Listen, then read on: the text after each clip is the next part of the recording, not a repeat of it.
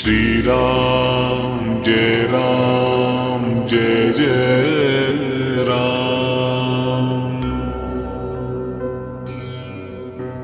श्री राम जय राम जय जय राम। श्री राम जय राम जय जय राम।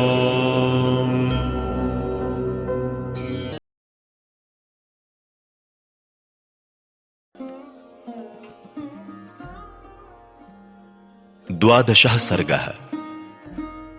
राजा का ऋषियों से यज्ञ कराने के लिए प्रस्ताव। ऋषियों का राजा को और राजा का मंत्रियों को यज्ञ की आवश्यक तैयारी करने के लिए आदेश देना। तदनंतर बहुत समय बीत जाने के पश्चात कोई परम मनोहर दोष रहित समय प्राप्त हुआ। उस समय वसंत ऋतु का आरंभ हुआ था। राजा दशरथ ने उसी शुभ समय में यज्ञ आरंभ करने का विचार किया। तत्पश्चात उन्होंने देवोपम कांति वाले विप्रवर ऋष्यशृंग को मस्तक झुकाकर प्रणाम किया और वंश परंपरा की रक्षा के लिए पुत्र प्राप्ति के निमित्त यज्ञ कराने के उद्देश्य से उनका वरण किया।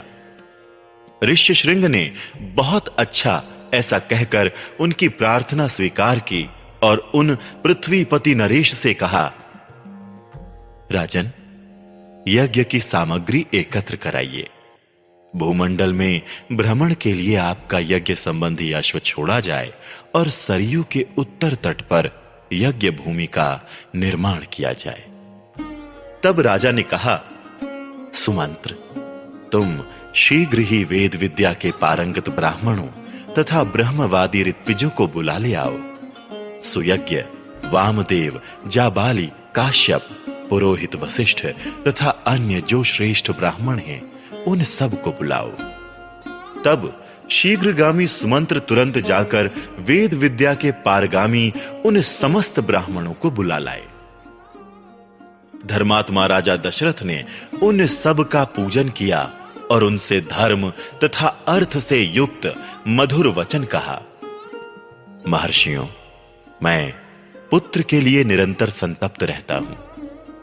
उसके बिना इस राज्य आदि से भी मुझे सुख नहीं मिलता है। अतः मैंने ये विचार किया है कि पुत्र के लिए अश्वमेध यज्ञ का अनुष्ठान करूं। इसी संकल्प के अनुसार मैं अश्वमेध यज्ञ का आरंभ करना चाहता हूं। मुझे विश्वास है कि ऋषिपुत्र ऋष्यशृंग के प्रभाव से मैं अपनी संपूर्ण कामनाओं को प्राप्त कर लूंगा। राजा दशरथ के मुख से निकले हुए इस वचन की वशिष्ठ आदि सब ब्राह्मणों ने साधु साधु ऐसा कहकर बड़ी सराहना की। इसके बाद ऋष्यशृंग आदि सब महर्षियों ने उस समय राजा दशरथ से पुनः यह बात कही, महाराज, यज्ञ सामग्री का संग्रह किया जाए, यज्ञ संबंधी अश्व छोड़ा जाए तथा सरयू के उत्तर तट पर यज्ञ भूमि का निर्माण किया जाए। तुम यज्ञ द्वारा सर्वथा 4 अमित पराक्रमी पुत्र प्राप्त करोगे, क्योंकि पुत्र के लिए तुम्हारे मन में ऐसे धार्मिक विचार का उदय हुआ है। ब्राह्मणों की यह बात सुनकर राजा को बड़ी प्रसन्नता हुई। उन्होंने बड़े हर्ष के साथ अपने मंत्रियों से यह शुभ अक्षरों वाली बात कही। गुरुजनों की आज्ञा के अनुसार तुम लोग शीघ्र ही मेरे लिए यज्ञ की सामग्री जुटा दो। शक्तिशाली वीरों के संरक्षण में यज्ञीय अश्व को छोड़ा जाए और उसके साथ प्रधान ऋत्विज भी रहें। सरयू के उत्तर तट पर यज्ञ भूमि का निर्माण हो। शास्त्रोक्त विधि के अनुसार क्रमशः शांति कर्म, पुण्याह वाचन आदि का विस्तार पूर्वक अनुष्ठान किया जाए, जिससे विघ्नों का निवारण हो।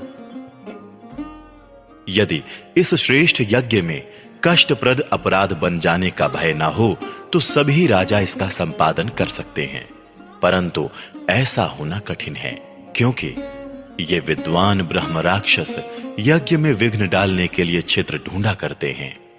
विधिहीन यज्ञ का अनुष्ठान करने वाला यजमान तत्काल नष्ट हो जाता है। अतः मेरा ये यज्ञ जिस तरह विधि पूर्वक संपूर्ण हो सके वैसा उपाय किया जाए। तुम सब लोग ऐसे साधन प्रस्तुत करने में समर्थ हो। तब बहुत अच्छा, ऐसा कहकर सभी मंत्रियों ने राजराजेश्वर दशरथ के उस कथन का आदर किया और उनकी आज्ञा के अनुसार सारी व्यवस्था की। तत्पश्चात उन ब्राह्मणों ने भी धर्मज्ञ नृपश्रेष्ठ दशरथ की प्रशंसा की और उनकी आज्ञा पाकर सब जैसे आए थे वैसे ही चले गए। उन ब्राह्मणों के चले जाने पर मंत्रियों को भी विदा करके वो महाबुद्धिमान नरेश अपने महल में गए। इस प्रकार श्री वाल्मीकि निर्मित आर्ष रामायण आदि काव्य के बालकांड में 12वां सर्ग पूरा हुआ।